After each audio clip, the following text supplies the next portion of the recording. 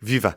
Ruben Martins deste lado. Entretanto, algumas coisas antes desta gravação. Bem, fizemos 5 anos este ano, em setembro deste ano, acabámos por não celebrar, mas estreamos hoje Sonoplastia Original, pela mão do Tiago Arato.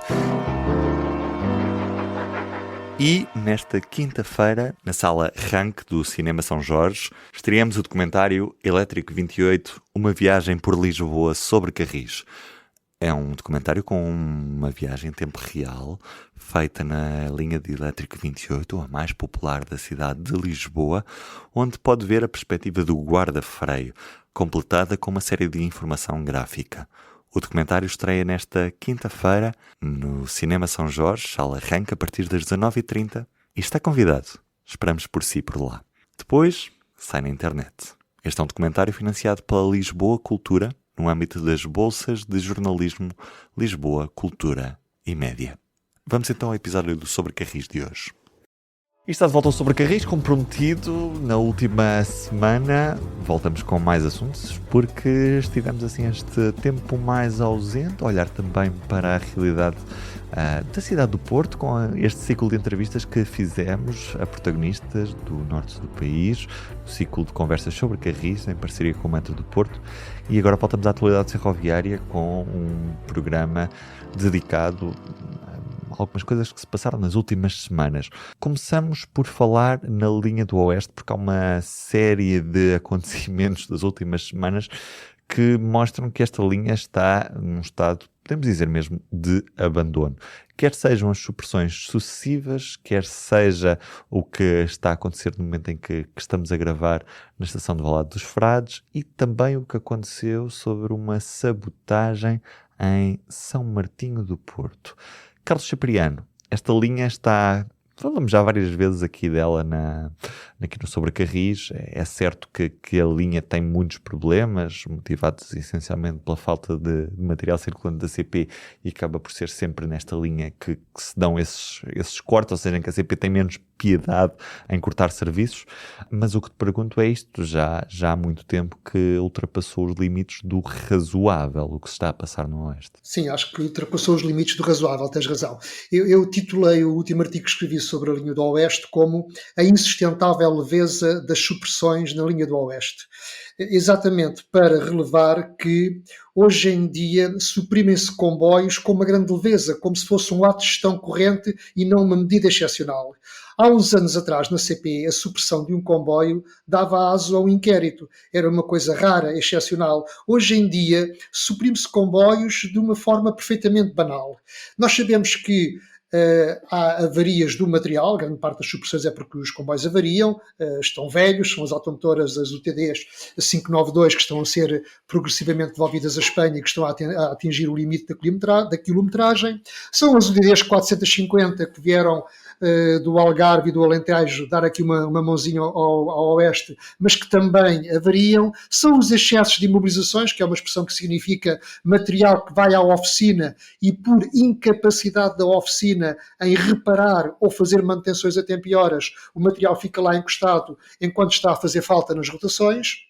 E, portanto, este é o estado lastimável em termos da circulação. Depois, a CP, por outro lado, não se esforça para fazer transbordos.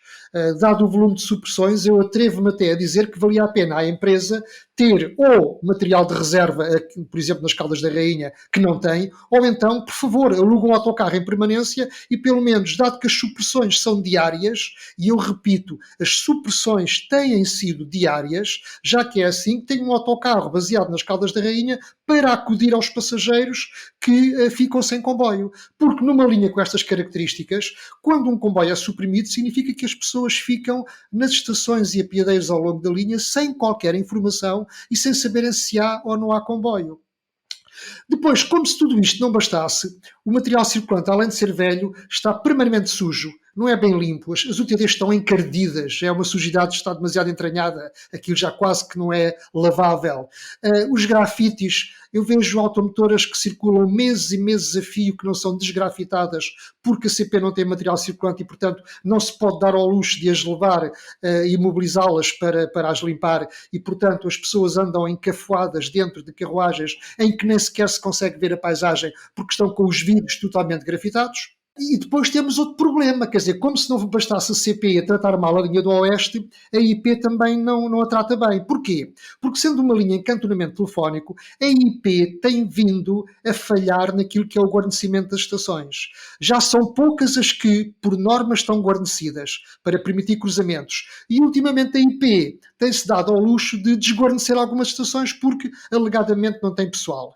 Refiro-me ao que aconteceu há uns dias atrás, em que a estação de Leiria, por exemplo, que era para estar guarnecida durante todo o dia, encerrava às 4 da tarde e, portanto, havia comboios que vinham atrasados, que podiam ter cruzado em Leiria e tiveram uns que esperar no Lourissal ou esperavam nas Caldas da Rainha para cruzar, porque a IP conseguiu cometer a proeza de, não durante a noite, mas durante o dia, ter um cantão de 80 quilómetros entre Caldas da Rainha e Lourissal. Dou um exemplo de um amigo meu a quem ainda por cima fui eu que recomendei, eu tinha que ir ao Porto, disse-lhe, vais de comboio das Caldas até Coimbra, depois apanhas os intercidades e voltas pelo mesmo caminho, é uma viagem que se faz bem, compras o passe. E ele, passado uns dias, ligou-me a dizer que sim, senhora, a viagem tinha corrido muito bem na ida, mas que no regresso estava parado no Lourissal há 1 hora à espera que um comboio que viesse das Caldas da Rainha pudesse cruzar. E posso também já agora, para terminar, dar o exemplo de uma senhora com 86 anos que costumava vir uma vez por semana às Caldas de Bombarral às Caldas da Rainha e costumava tentar apanhar um comboio de regresso para o Bombarral e que durante 6 semanas consecutivas viu esse comboio suprimido e, entretanto, abandonou os comboios, tem o passe mobilidade da Zona Oeste, portanto, nem sequer paga nos autocarros e passou a deslocar-se de autocarro. Portanto, agora mesmo só para concluir, eu acho que isto é uma linha sem dono, ou seja, a CP nem sequer faz aqui uma gestão corrente decente. Isto funciona por inércia, está completamente abandonado, ninguém tem mão nisto.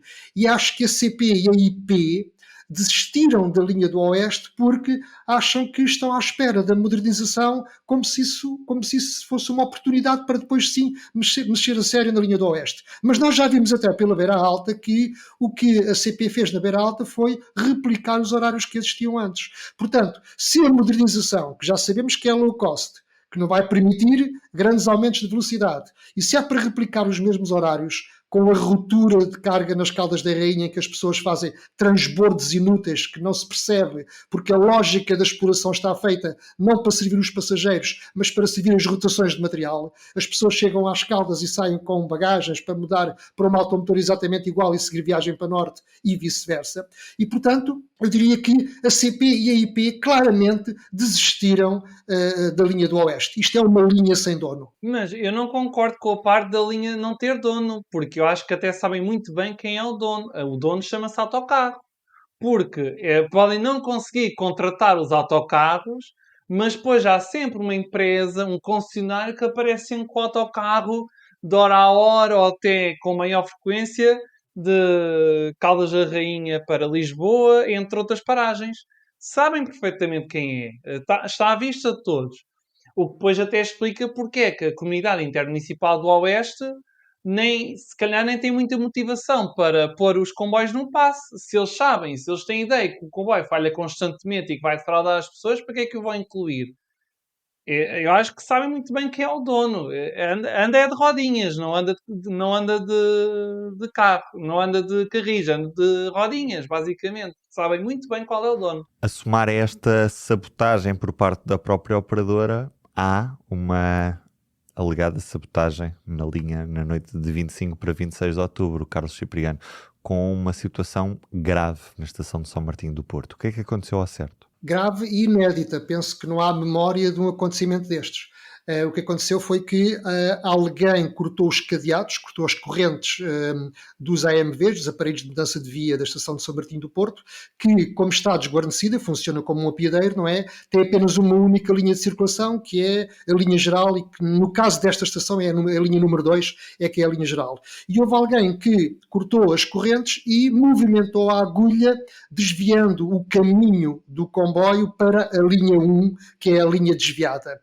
E eu, ao princípio, quando ouvi falar nisto, pensei que fossem alguns miúdos, que fosse um ato de vandalismo, mas não, é que, curiosamente, isto é aqui um pormenor, tem aqui um requinte, é que alguém ocultou o sinal de C, o sinal de fechado da estação, para dar a ilusão, provavelmente ao maquinista, de que a estação não estava em eclipse, mas que estaria guarnecida. Portanto, quem fez isto sabe o que estava a fazer. Portanto, isto é mais do que um ato de vandalismo, é claramente um ato de sabotagem e até, num determinado contexto, poder-se chamar um ato de terrorismo. E não por acaso, apesar de no próprio dia ser a GNR que tomou conta da ocorrência e fez algumas perícias, depois o caso acabou por estar a ser investigado pela Polícia Judiciária. Como consequência imediata, a IP, à cautela, ordenou que os comboios entre Caldas da Rainha e Lourissal passassem a entrar nas estações desguarnecidas à velocidade máxima de 30 km/h, o que penaliza em muito uma circulação que já de si é lenta, comboios que têm marchas muito largas e que são muito lentos e que torna ainda a linha do Oeste menos competitiva. Que é curioso, porque foram pela ideia mais fácil que é, vamos lá colocar gente? Não, vamos pôr os comboios a andar ainda mais devagar na linha do Oeste. O que é curioso, porque alguém comentou no teu artigo, Carlos, andar mais devagar no Oeste, o que é que isso quer dizer? Que vão dar em velocidade negativa? Alguém até comentou isto, porque de facto dá que pensar. Eu compreendo essa ironia, sim. Agora, eu penso é que este acto de sabotagem, estas coisas que acontecem, também não acontecem por acaso, não vêm do vácuo, como dizia o outro. Ou seja, isto também significa um bocadinho a ausência da IP na linha do Oeste. Uma ausência que se traduz não só pelo desguarnecimento das estações, ou seja, a IP deveria ter mais estações guarnecidas, porque ter mais estações guarnecidas permitia mitigar os atrasos dos comboios e que não que eles ficassem horas nas estações à espera de cruzar com o outro, e portanto deveria haver mais guarnecimento de estações, mas é a IP que está ausente no guarnecimento das estações e está ausente da própria linha, e portanto é como se a linha estivesse abandonada até pelo próprio gestor da infraestrutura. É essa a ideia que transparece. O que, de alguma maneira, mostra um certo abandono do Estado. E quando o Estado começa a abandonar em algumas áreas, crescem outras forças, outros poderes que quem nos ouve sabe muito bem do que é que estamos a falar. Outro dos exemplos na linha do Oeste, isto somam-se muitos exemplos, aliás, quem puder que leia o artigo do Carlos Cipriano, onde estão descritos dezenas de exemplos. E isto faz-me lembrar muito quando mudámos o foco para o elevador da Glória, o acidente no elevador da Glória, quando o país mudou o foco para isso e se olhou para um país preso por arames em que há pequenos incidentes, há pequenas coisas que não vamos ligando muito até acontecer um acidente mais a sério. E aqui o que se passa é também sintoma, Carlos Cipriano, que aconteceu na estação de Valado dos Frades, é sintoma de uma CP que não está a conseguir dar resposta. E o que é que aconteceu ao certo, Carlos? O que aconteceu foi que, no dia 27 de outubro, o interregional entre as Caldas da Rainha e Coimbra, no Valado dos Frades, chegou e já não arrancou. Porquê? Porque tinha um problema grave nos rodados e que, no limite, poderia, em determinadas circunstâncias, levar até, inclusivamente, a um descarrilamento. E a coisa foi de tal forma grave que o comboio não arrancou. Veio uma equipa de operários das oficinas da Figueira da Foz para procurar consertar, reparar a avaria e não conseguiu. Durante essa operação houve até inclusivamente um operário que ficou ferido e teve que ser evacuado para o hospital, e só depois disso então teve que vir uma equipa de Contumil com outros meios para substituir duas rodas da automotora e poder levá-la da linha geral, da linha 1 para a linha 3, para que a circulação pudesse depois fluir sem grandes problemas. Obviamente que, num caso destes, numa situação de emergência, a IP conseguiu guarnecer a estação de Valado dos Frades, porque esta estação normalmente está desguarnecida, funciona como um apiadeiro, mas neste caso conseguiu guarnecê-la. Infelizmente, por essa ocasião, a estação do Bombarral ficou desguarnecida e foram-se acumulando atrasos de comboios uns atrás dos outros, com o tráfego totalmente desregulado, sem que nem sempre ou quase nunca haja transbordo rodoviário. E como se isto não bastasse, ainda por cima, devido às chuvadas que ocorreram no dia 28 de outubro, a estação da Malveira ficou incapacitada para receber comboios e, portanto, houve uma ruptura de circulação entre dois portos e Mafra. E, para quem viu as imagens da estação da Malveira inundada, percebeu que a IP construiu uma piscina na estação da Malveira. É que basta olhar para as imagens.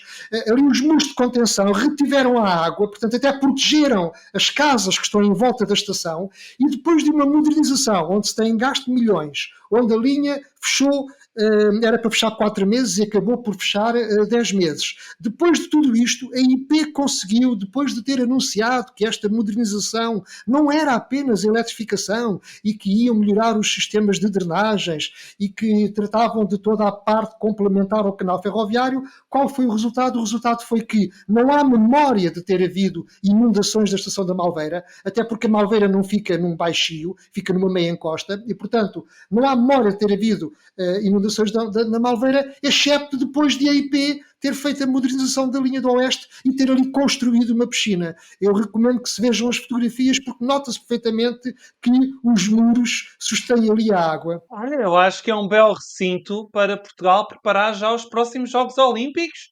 Ainda faltam quase 3 anos para Los Angeles. Diogo Ribeiro, o nosso campeão da natação, já se pode começar a preparar para bater, quiçá, um recorde do mundo. É só ir à Malveira. Malveira não é só Cristina Ferreira, não é só Pão Saloio, também tem todas as condições para a prática da natação. Só aqui um parênteses, Diogo, antes de passar a palavra. Dizer que a comunicação da CP está impecável como sempre. Diz só assim: linha do Oeste, perturbações na circulação. Informamos que a circulação na linha do Oeste, que eu relembro, vai de Melessas até lá acima à zona da Figueira da Foz, não é? Está a ser efetuada por via alternativa, registando-se alguns atrasos. Pedimos desculpa pelos incómodos causados. Nem dizem que parte da linha é que a circulação não está a funcionar, nem que via alternativa é essa, como é que está a funcionar, não diz nada. E, portanto, o passageiro, mais uma vez, no Oeste, perdido, como sempre. Diogo. Sim, o que me preocupa mais a sério nesta história do Oeste e da questão das chuvadas e dos efeitos das alterações climáticas, por várias empresas ferroviárias em toda a Europa, já se criam departamentos próprios para lidar com este assunto, com ações muito concretas. Eu penso, por exemplo, no caso da Irlanda, da Noruega, que são dois países sempre muito suscetíveis às chuvadas, aos deslizamentos, terras, entre outros fenómenos. E em Portugal, apesar de se calhar já haver um departamento na IP, ainda não se vêem ações muito concretas, porque, por exemplo, na linha do Douro, de vez em quando colocam-se umas redes por causa dos taludes, na Beira Baixa, volta e meia, dispara o detector de taludes, apesar de às vezes não haver nenhuma pedra a cair. Nós temos que dar muito mais atenção a este fenómeno, porque nós podemos ir embora, nós podemos morrer daqui a vários anos, mas as alterações climáticas estão para durar, vão ter muitos impactos nas infraestruturas críticas, e é bom que comecemos a levar isto muito a sério. Isto até devia ser uma prioridade política. Esta questão das alterações climáticas tem de ganhar muito mais importância e prioridade. Fechando este capítulo do Oeste, é um capítulo que, como viram, bastante intenso e cheio desta nossa agenda para hoje. Vamos olhar para o acidente no elevador da Glória, que já aconteceu há algumas semanas.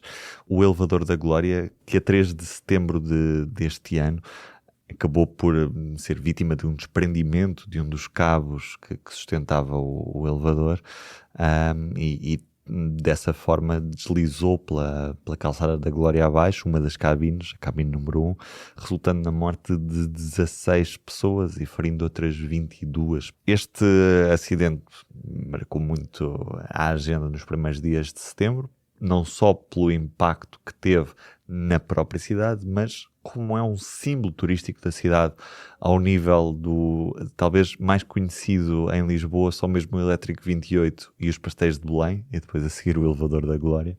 E, portanto, obviamente, um acidente que envolva pessoas de tantas nacionalidades e que atinja um símbolo turístico da cidade tinha de ter este impacto, e lembramos deste impacto que levou a muitos órgãos de comunicação social a fazerem notícia deste acidente.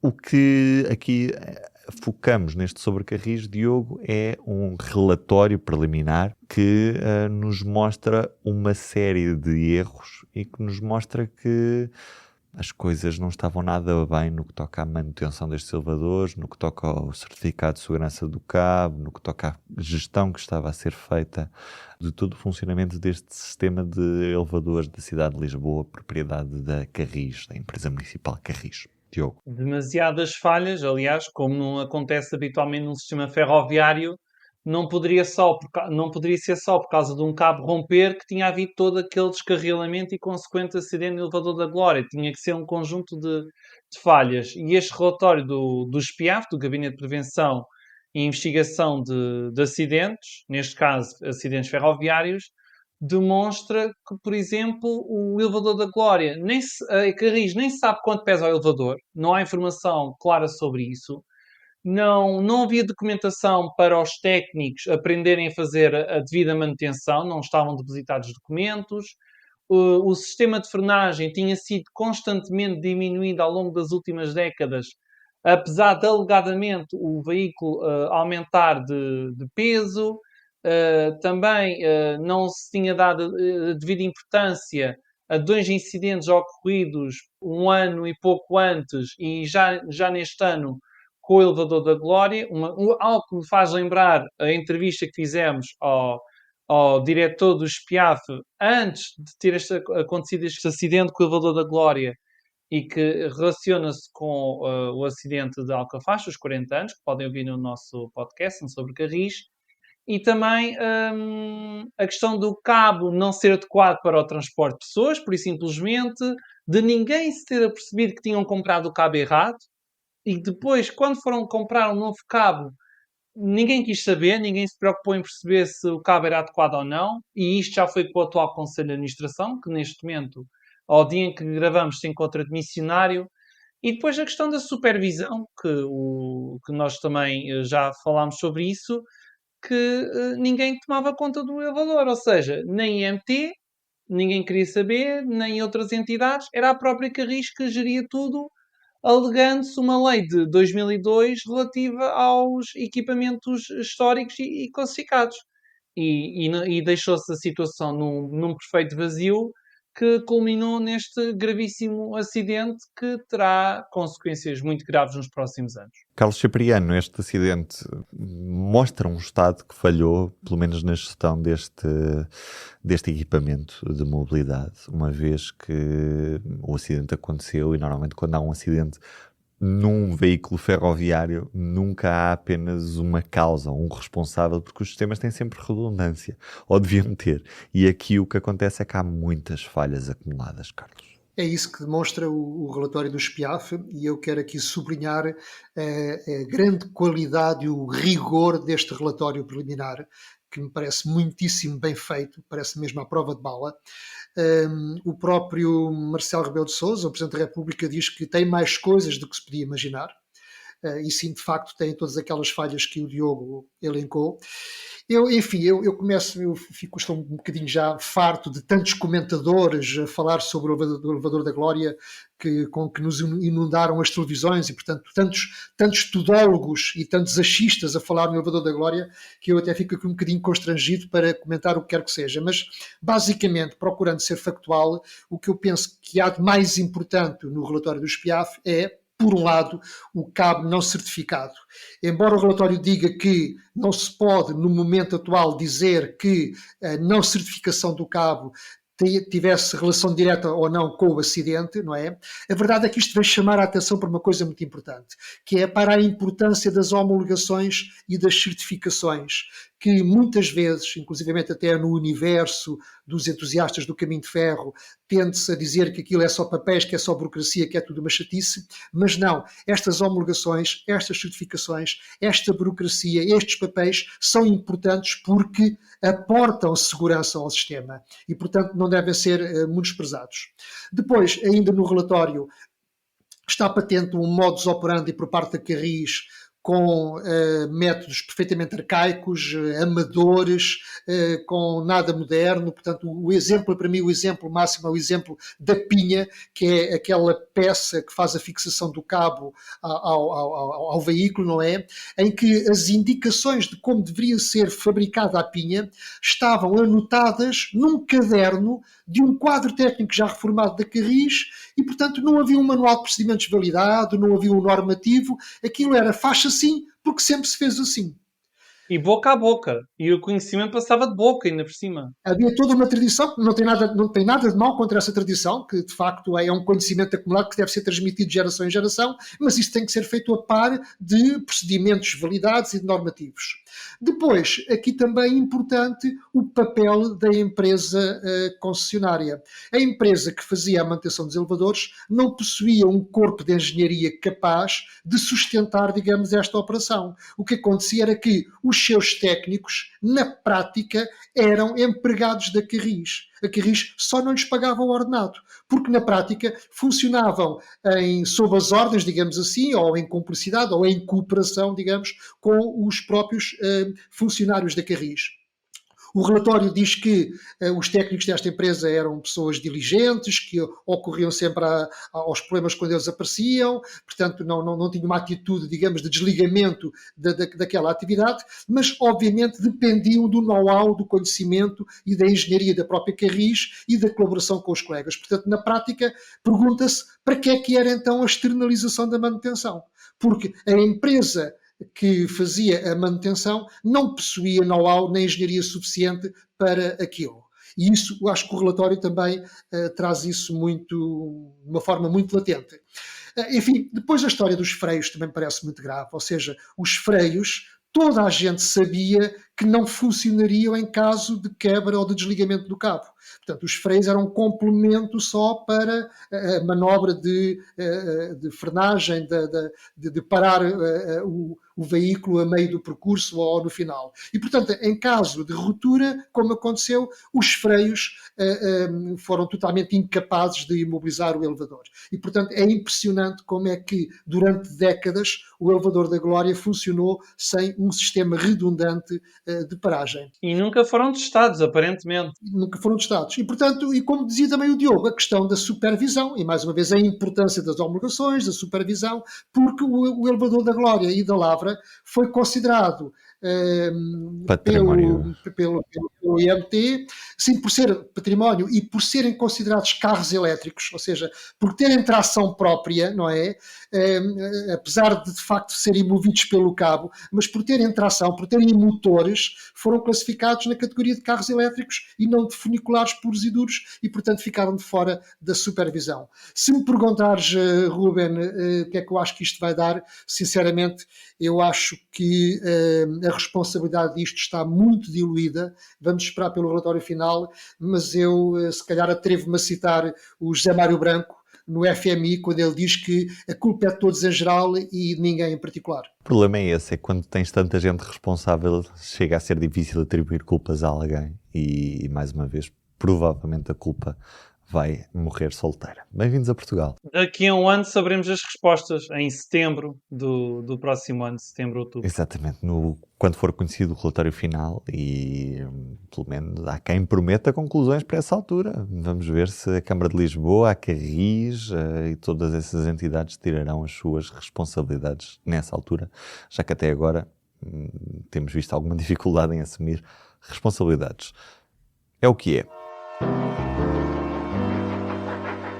Depois de falarmos deste elevador, vamos voltar aos comboios. A atualidade ferroviária passa por vendas novas. Isto porque não só o governo correspondeu às expectativas da população de vendas novas, colocando lá uma máquina de bilhetes, assim foi no verão passado, mas pelos vistos não correspondeu às expectativas da população de vendas novas, colocando lá comboios. Portanto, tendo uma máquina de bilhetes para vender bilhetes para comboios inexistentes, de pouco serve à população de vendas novas, Carlos Cipriano. Sim, eu fiz uma peça em que falei com o então Presidente da Câmara de Vendas Novas, Valentino Cunha, eleito pelo PS, que tem vindo a travar uma luta, digamos assim, pela melhoria da acessibilidade ferroviária à cidade a que presidiu.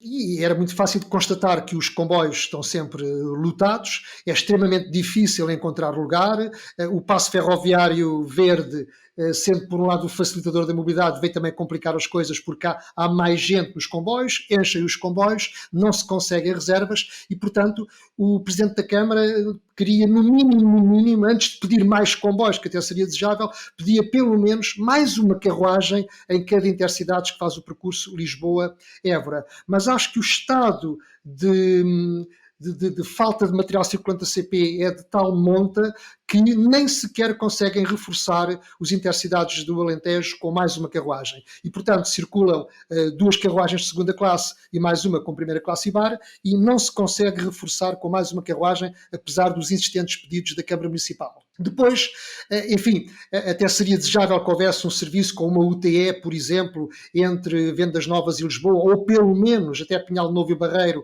porque pelo menos permitiria retirar alguma pressão sobre os intercidades, mas parece que isso também se revela impossível.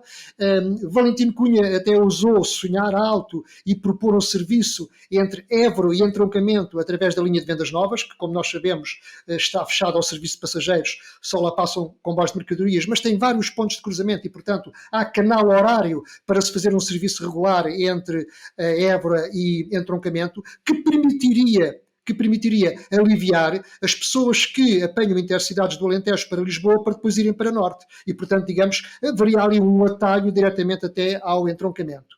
Bom, tudo isto não foi possível.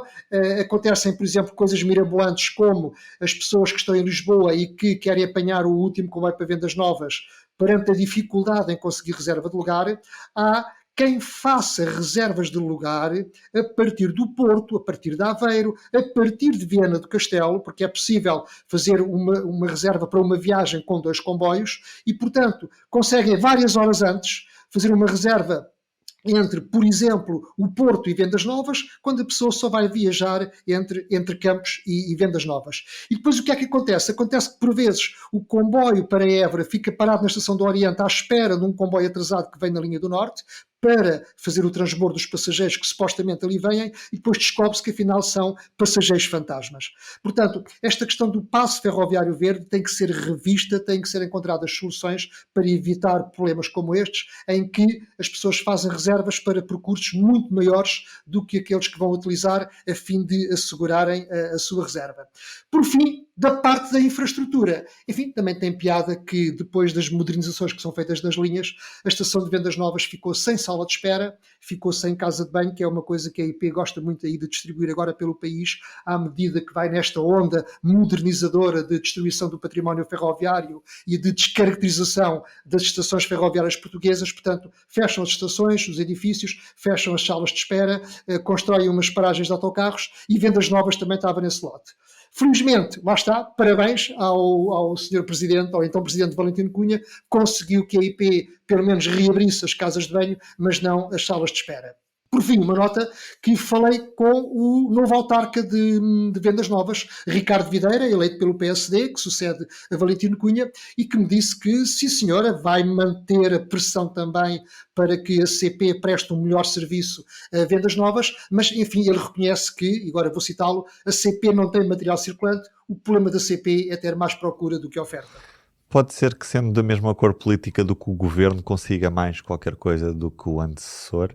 Ainda assim, obviamente, sem comboios não há milagres. Diogo. Carlos, há um pormenor aqui, um pormenor alimentar que ficou a faltar, porque o então presidente, enviou um convite ao Ministro das Infraestruturas, Miguel Pinto Luz, acompanhado de um vale de 20 bifanas para o Ministro e os elementos do gabinete passearem em Vendas Novas, usarem o comboio para chegar a Vendas Novas, em um dos 2 comboios que param por dia nesta localização. Não foi ninguém do governo, ninguém foi provar a bifana, ficou por usar o vale. O que é que apenas aconteceu? Uma chamada da vice-presidente da CP, Sara Nascimento, a perguntar pela máquina da venda de bilhetes. E foi isto. Não me perguntou, Tão bom. então, Sr. Autarca, estão aí os comboios, está tudo bem? Não, só perguntou pela máquina. O que é sinal dos tempos. Vê-se que a CP está mesmo cheia de recursos para fazer as coisas melhor, não Se é? pensarmos, a máquina e o site são as duas novidades da CP, as únicas duas novidades que tem para mostrar nesta fase. Eu acho é que ainda não dá para comprar bilhetes do Celta, do Porto para Vigo no novo site da CP, mas um dia. Não dá, ainda temos de ir ao site da Rennes.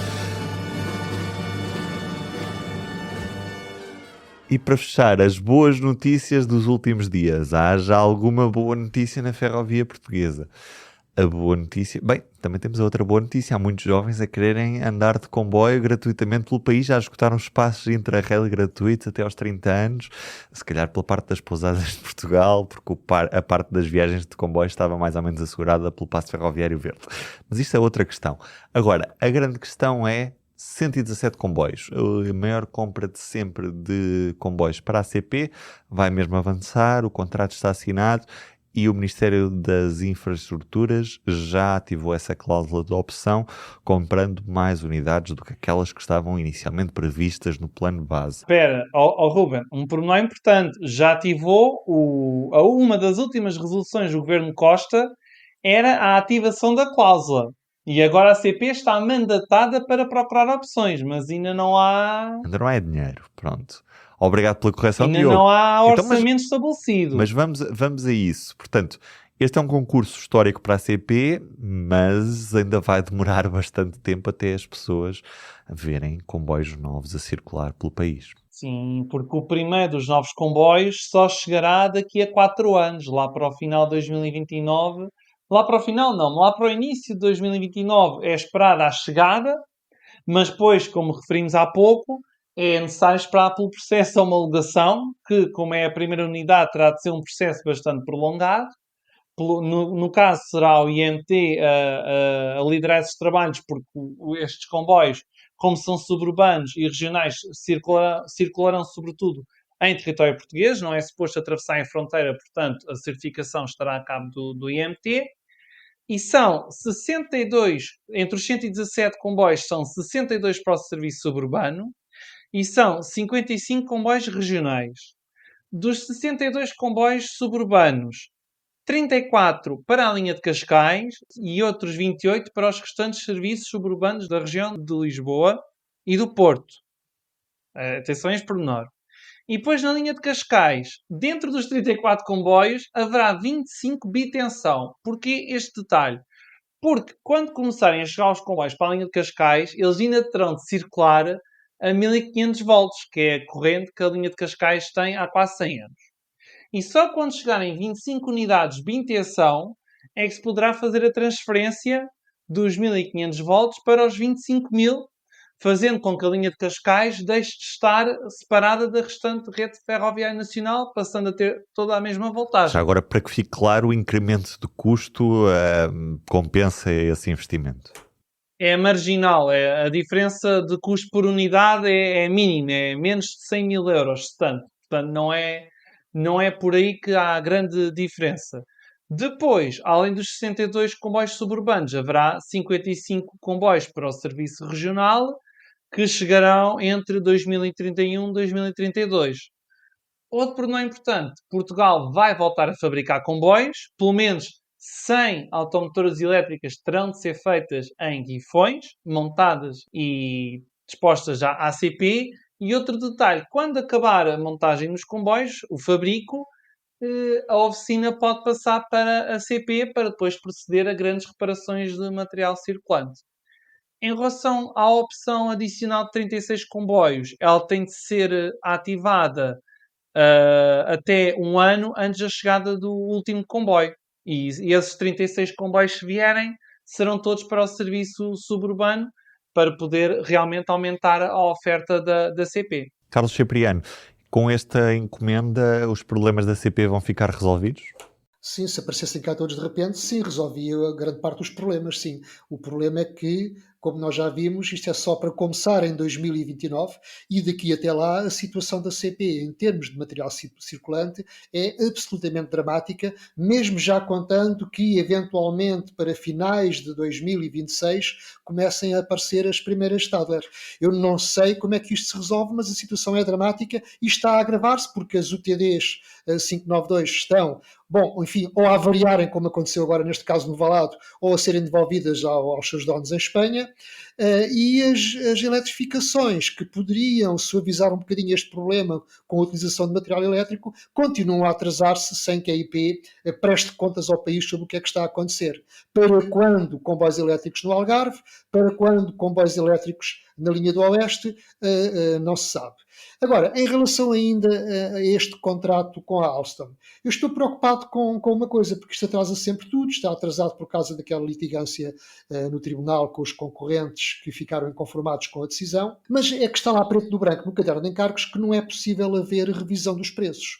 Ora, este contrato, este concurso já tem vários anos, houve uma coisa chamada inflação, explicada aliás por muitos motivos, desde a guerra da Ucrânia às questões logísticas, e portanto, de facto, já não é possível construir um comboio pelo preço com que a Alstom na altura apresentou, quer dizer, isto parece-me muito óbvio, muito evidente, mas também me parece evidente que se houver uma renegociação dos preços, os outros concorrentes sentir-se-ão no direito de, mais uma vez, virem impugnar o concurso porque está lá preto no branco no caderno de encargos de que não pode haver revisão de preços. Eu suponho, isto é a minha opinião, eu suponho que estes mais 36 comboios será uma forma de, aproveitando economias de escala, a Alstom poder mitigar um pouco o eventual prejuízo que pode vir a ter com este contrato, porque pelo menos, uma vez feita a linha de montagem, por lá mais 36 comboios, portanto, cada comboio que se sucede será sempre ligeiramente mais barato do que o anterior. Ainda assim, eu penso que as coisas não vão ser tão fáceis e, portanto, estou um bocado cético em relação ao cumprimento destes prazos. Diogo? O contrato, que já é conhecido o contrato, diz claramente, é muito explícito a indicar que não há aumentos de preços, são 746 milhões de euros por tudo, pela fábrica, que são quase 30 milhões, e pelos 117 comboios, e que se for acionada a opção das 36 unidades, cada um destes 36 comboios não pode custar mais do que todos os outros que foram comprados antes. O caderno de encargos é muito claro em relação a isso. E se eventualmente a empresa agora não quiser construir nenhuma fábrica, há penalizações muito claras no contrato em relação a isso. Portanto, nesse ponto de vista, não há grande escapatória em relação ao aumento de preços por unidade ou às especificações dos comboios. Não há aqui grandes alternativas. Mas a Alstom não vai querer perder dinheiro com isto, não é? Mas não vai perder com certeza, senão não teriam assinado o contrato, diria eu. Agora há aqui outro pormenor que é importante. Quando foi lançado o concurso da compra dos comboios, previa-se que 3/4 da verba fosse paga com fundos europeus. Ora, com a demora da justiça, com os problemas que houve, os fundos europeus já só vão contribuir com 15%. E mais de metade dos novos comboios vão ser pagos pelo orçamento do Estado e o restante valor pelo fundo ambiental, a não ser que a CP consiga descobrir mais financiamento europeu nos próximos anos. Mas é um custo que o atraso na justiça teve. E em cima disso junta-se o concurso que ainda nem sequer foi iniciado para a compra de comboios de alta velocidade para a ACP, que foi prometido pelo Governo que seria para o início deste ano, 2025, e ainda não se vislumbra sequer o caderno de encargos. Ora, como dizia outro dia o ex-secretário de Estado, Frederico Francisco, corre-se o risco de haver linha de alta velocidade ou o início de linha de alta velocidade e não haver ainda comboios de alta velocidade. A menos que venha para cá os espanhóis com o seu material circulante, há de facto o risco de haver linha e não haver comboios. Eu acho simplesmente que não vai haver linha, mas isso se calhar fica para outros calendários. Falaremos sobre a alta velocidade num próximo episódio sobre Carris, porque entretanto temos novidades sobre a estação de Gaia e a primeira PPP. Fica para outro episódio, este já vai longo. Um abraço, Diogo Ferreira Nunes, Carlos Cipriano, eu sou o Ruben Martins. Até ao próximo Sobre Carris. Tchau, até à próxima. Boas viagens. Para não perder os novos episódios, subscreva este podcast do Público na sua aplicação preferida. Para além deste programa, há mais para descobrir em público.pt/podcasts. O Público fica no ouvido.